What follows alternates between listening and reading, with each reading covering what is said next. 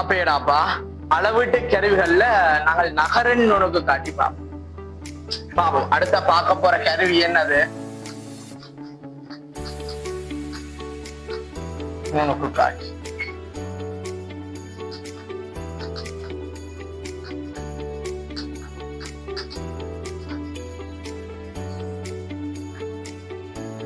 நகர் நுணுக்காட்டி travelling microscope. நகர் நுணுக்கு காட்டி இங்க பார்.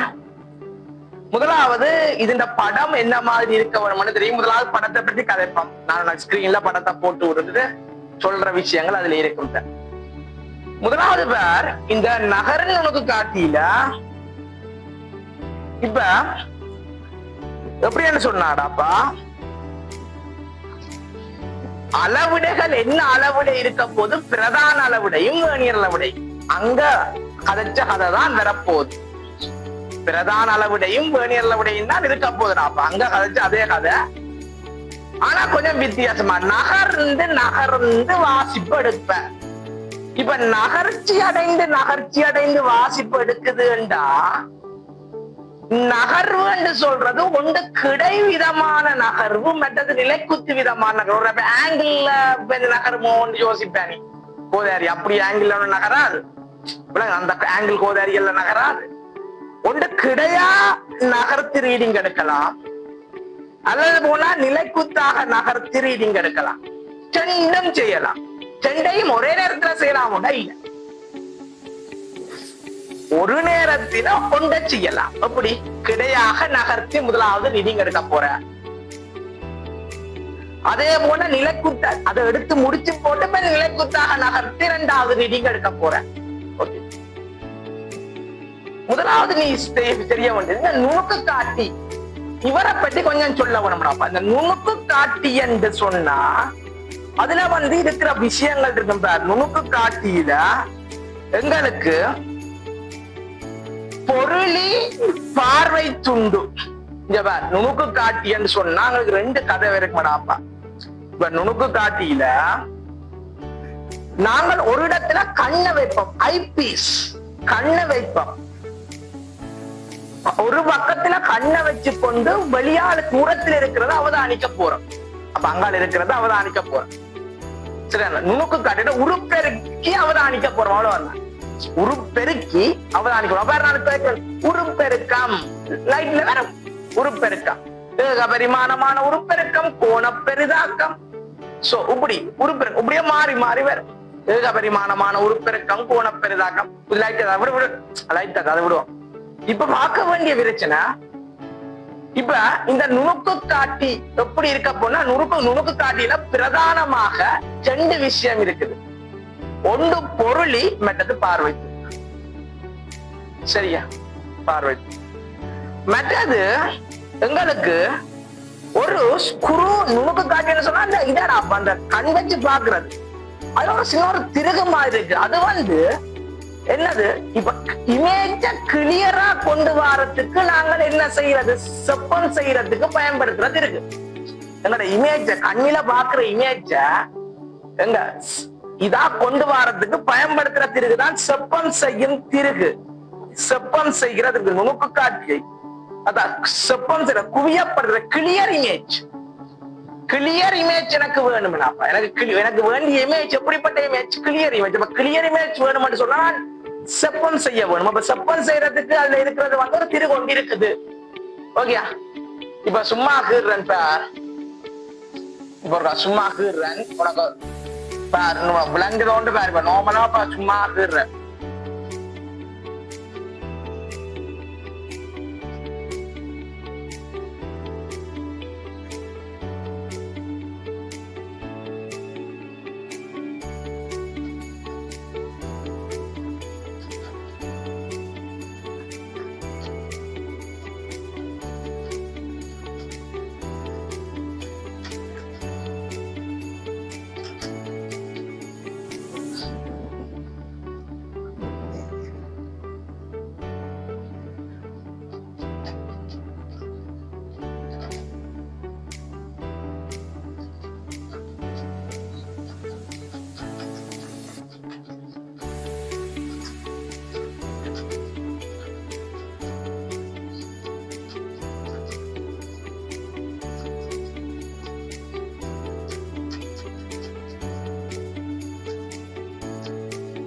சரி இப்படிதான் இருப்பேன்.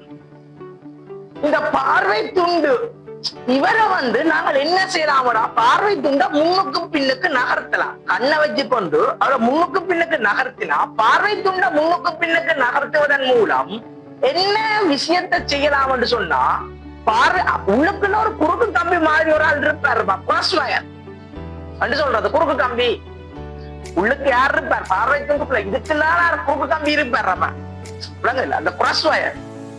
அந்த முன்னுக்கு பின்னுக்கு நகர்த்துவதன் மூலம் தெளிவற்றிருக்கிற குறுக்கு கம்பியை தெளிவான முறையில என்னது கொண்டு வாரத்துக்கு நாங்கள் என்ன செய்யலாம், பார்வை துண்டை முன்னுக்கு பின்னுக்கு நகர்த்துதல். பொருளிய முன்னுக்கு பின்னுக்கு நகர்த்துறது என்னத்துக்கு, பொருளிய முன்னுக்கு பின்னுக்கு நகர்த்துறது என்னத்துக்கடாப்பா, பொருளிய அதுக்குதான் இந்த செப்பம் செய்யறது, போக்கஸுக்கு செப்பம் செய்யறது பொருளி.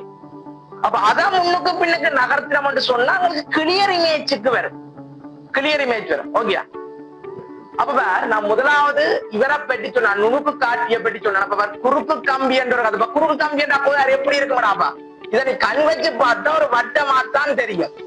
ஒரு கண்ணை வச்சு பார்த்தான்னு சொன்னாங்க, இதை நுணுக்கு காட்டுக்குள்ள கண்ணை வச்சு பார்த்தா ஒரு வட்ட வடிவில இப்படி ஒரு சின்ன ஒரு குரஸ் மாதிரி இருக்கும், ஒரு சின்ன ஒரு சக அடையாளம் போட்ட மாதிரி இருக்கும், சின்ன ஒரு குரஸ் மாதிரி இருக்கும், சின்ன ஒரு சக அடையாளம் போட்ட மாதிரி கிடக்குமாடாப்பா. விளங்குதுடா? ஓகே, இவருக்கு தான் பேர் குறுக்கு கம்பி. அப்ப சரி, இப்ப இருக்கு முதலாவது நான் என்ன செய்ய போறேன், இந்த நுணுக்கு காட்டியை வாசிப்பு எடுப்பதற்கு தயார்படுத்த போறேன். முதலாவது என்ன செய்ய போறேன்னாப்பா, எங்களோட நுணுக்கு காட்டியை வாசிப்பு எடுப்பதற்காக நான் என்ன செய்ய போறேன், தயார் நிலைக்கு கொண்டு வர போறேன்.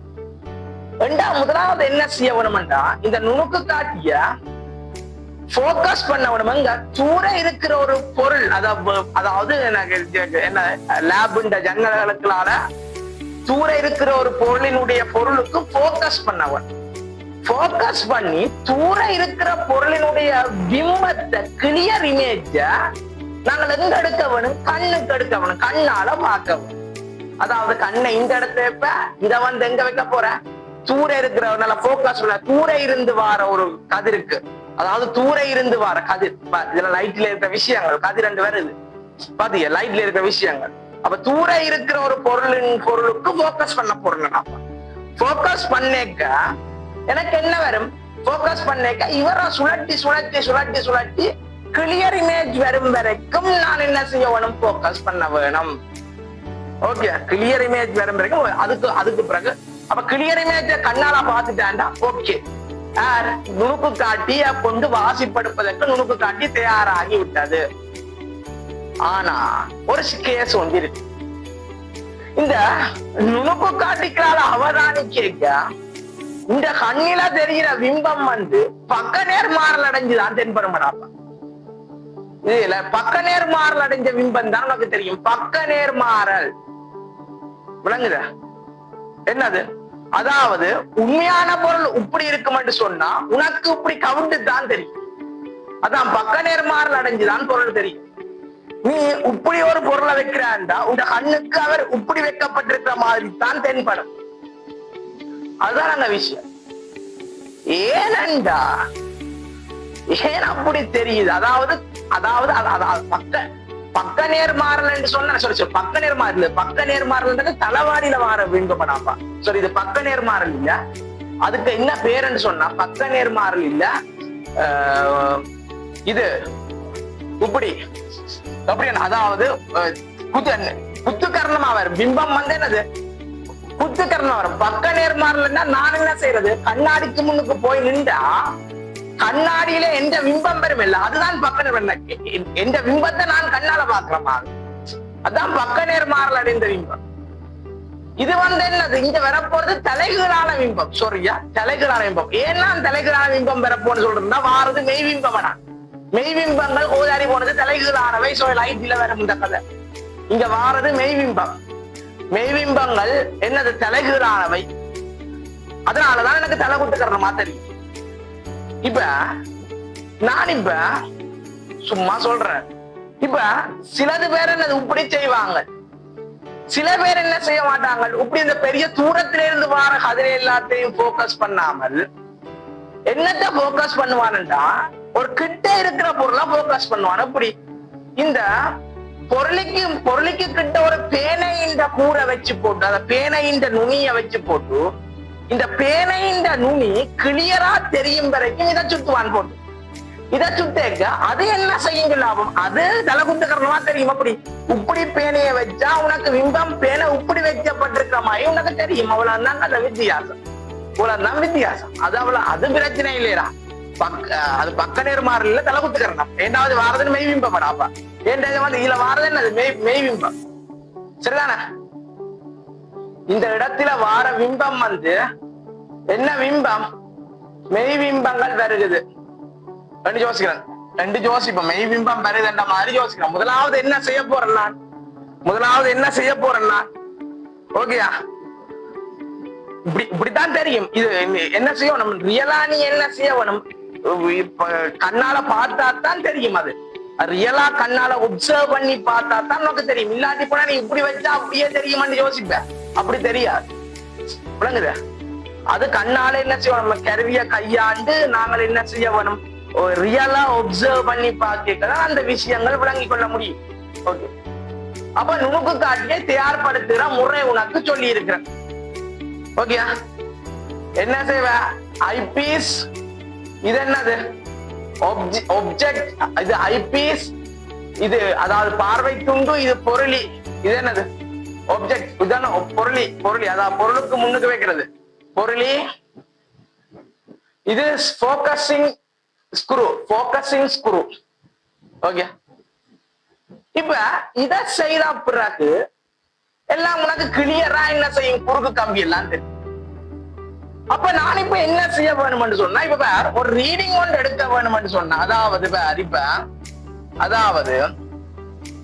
இப்ப உனக்கு ஒரு மயிர்துளை குழாயினுடைய வடியாக்கம் என்னது? ஒரு மயிர்துளை குழாயினுடைய உள்விட்டம் மற்றும் வெளிவிட்டங்கள் துணிய வேண்டிய சூழ்நிலை வரைக்க ஒரு மயிர்துளை குழாயினுடைய உள்விட்டம் வெளிவிட்டங்கள் துணிய வேண்டிய சூழ்நிலைகள் வரைக்க என்ன செய்யற கதைய பாப்போம்.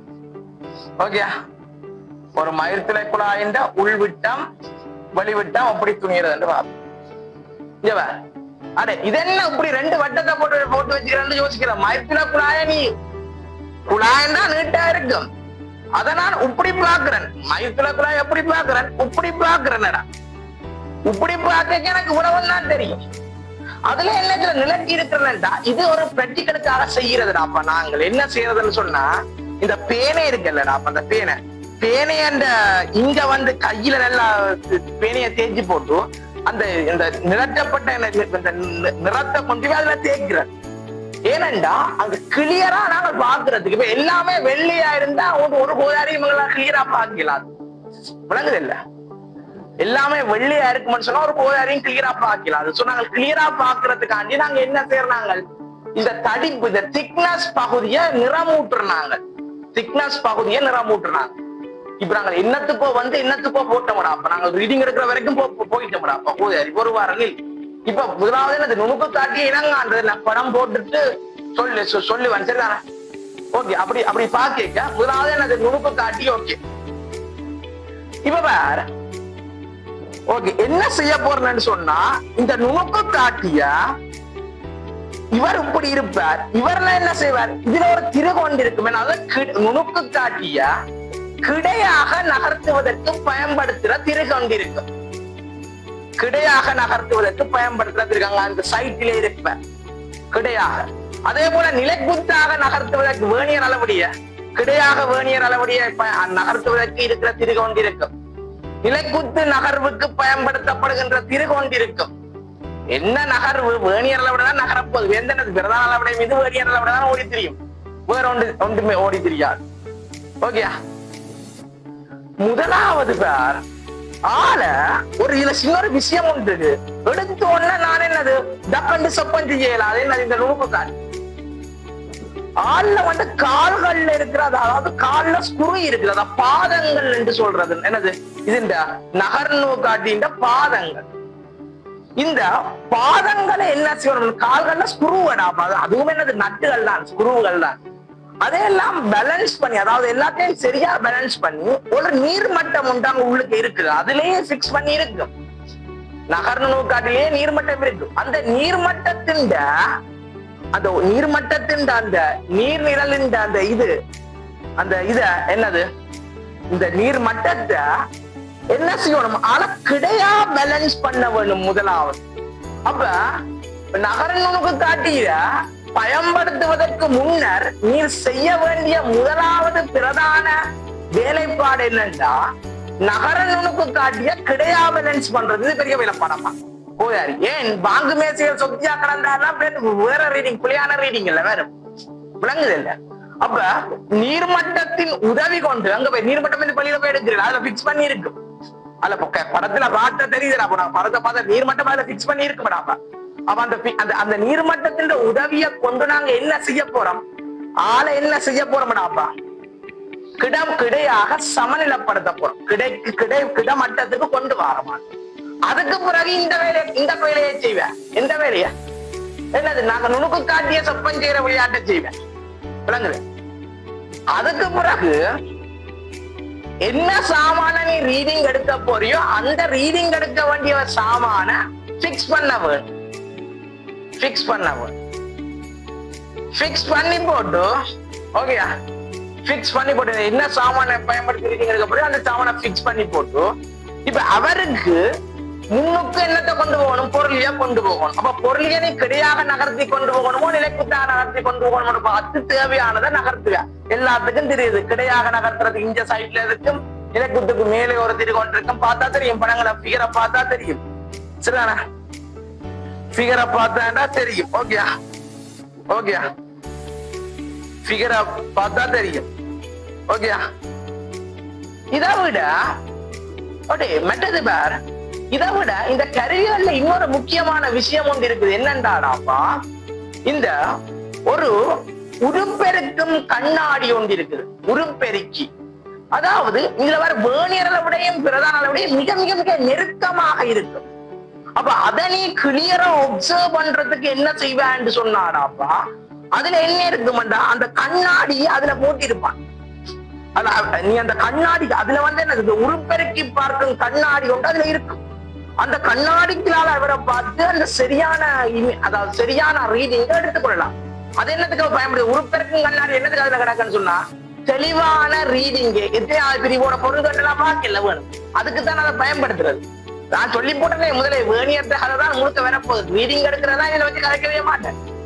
ரீடிங் எடுக்கிற கதை ஓதாரி கதை எல்லாத்தையும் இதுல வச்சு என்ன செய்ய மாட்டேன், கதைக்கவே மாட்டேன், சரிதானே? ரீடிங் எடுக்கிற கதை எல்லாமே கதைக்க மாட்டேன். ஆக மொத்தத்துல என்னத்தை கதைக்க போறேன், என்ன செப்பம் செய்ய, எப்படி எப்படி எப்படி ஒழுங்கமைக்கிறது, என்ன பிரியோகம், இவ்வளத்தை என்ன கதைக்க போறேன், சரிதானே? அப்ப கருவிகள் இருக்கிற பாகங்கள் விளங்குவோம். நீர்மட்டம் இருக்கும், கிடையாக பாதங்களை பயன்படுத்துறது, என்னத்துக்கு பயன்படுத்துற சொல்லி போட, கிடையா நகர்த்துறது, நிலைக்கூட்ட நகர்த்துறது, நீர்மட்ட கதை, பொருளி, பார்வை துண்டு, போக்கசிங் ஸ்க்ரூ, இவ்வளவு இதுகளும் இருக்குது, ஓகே, இவ்வளவும் இருக்குது. இதுலதான் இவ்வளவுதான் பாகங்கள். முதலாவது விலங்குகள் ஒவ்வொன்றின் பிரியோகங்களும் சொல்லி போட்டு, பாகங்களினுடைய பிரியோகங்களும் சொல்லி போட்டு. அதை விட நான் என்னது நுணுக்கு காட்டி என்ற இதை வந்து சொல்லிவிடுறேன். முதலாவது நுணுக்கு காட்டியில என்ன செய்ய வேணும்னு சொல்லி போடுறேன், கிடையா பேலன்ஸ் பண்றது. செகண்ட் வந்து நுணுக்கு சொல்லி நகர நுணுக்கு காட்டினா செகண்ட் வந்து என்ன செய்யறது, நுணுக்கு காட்டிய சப்பம் செய்யறது. தேர்ட் வந்து என்ன செய்யறது, தேர்ட் வந்து ரீடிங் எடுக்கிறதுக்கு இப்ப நுணுக்கு காட்டி, அதாவது நகர நுணுக்கு காட்டி தயார்ன்னு சொன்னா அவரை வச்சு என்ன எடுக்கிறது, ரீடிங் எடுப்பான், அவரை வச்சு என்ன ரீடிங் எடுக்கிறதா, ஓகே. இப்ப இந்த பார், இதுதான் குறுக்கு கம்பி, ஓகே. இந்த குறுக்கு கம்பின்ற விளையாட்டு நான் சொல்ல போறேன், வழியாக்கம். இவர் இதுதான் என்னது, மயிர்துளை குழாயினுடைய உள்விட்டம் துணியப்படும். விட்டம் என்று சொன்னா உனக்கு தெரியும், இதுல இருந்து இது. அப்ப நீ இந்த குறுக்கு கம்பிய என்னது, இந்த நகர் நுணுக்காட்டிய கிடையாக நகர்த்தி அல்லது போன நிலைக்குத்தா நகர்த்தி சரியாக குறுக்கு கம்பிய இந்த இடத்துக்கு கொண்டு வந்து விடுவேன், விளங்குதா? இப்படி கொண்டு வந்து விடுவேன், கிடையாக நகர்த்தி அல்லது போன நிலைக்குத்தாக நகர்த்தி குறுக்கு கம்பிய இப்படி, இந்த பாயிண்ட் வந்து இதான் சென்டர் பாயிண்ட், குறுக்கு கம்பியின் சென்டர் பாயிண்ட் போதாது, இந்த கொண்டு வந்து சரியா இதுல விட வேணும். பிறகு இவரை என்ன செய்வேன், கிடையாக நகர்த்தி இதுல விடுவேன். கிடையாக நகர்த்தி இதுல விடுவேன். இதுல விட்டு போட்டு என்ன செய்வேன்? ஒரு ரீடிங் எடுப்பேன். விளங்குதா? இதுல விட்டு போட்டு என்ன செய்வேன்? ஒரு ரீடிங் எடுப்பேன்.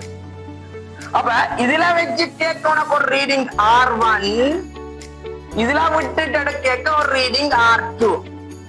இப்ப எது பெருசு எது சின்னன்னு உனக்கு ரீடிங்க பார்த்தோன்னே தெரியும். அப்ப சப்ட்ராக்ட் பண்ண போறேன். சப்ட்ராக்ட் பண்ண போறேன். அப்ப ஆர் எடுக்க ஆர் வரும். ஆர் ஆர் டெல்டா R1 சமன் டெல்டா ஆர் இல்ல டெல்டா ஆர் வரப்போது பார். டெல்டா ஆர் R2 சய R1 என்ன வரும்? கிடையாக நகர்த்துவதன் மூலம் உள்விட்டமானது பெறப்படுது. R2 மைனஸ் R1 கடிச்சவன் சொன்ன என்ன வரும்? டெல்டா ஆர் வரும். டெல்டா ஆர்னா வித்தியாசம்.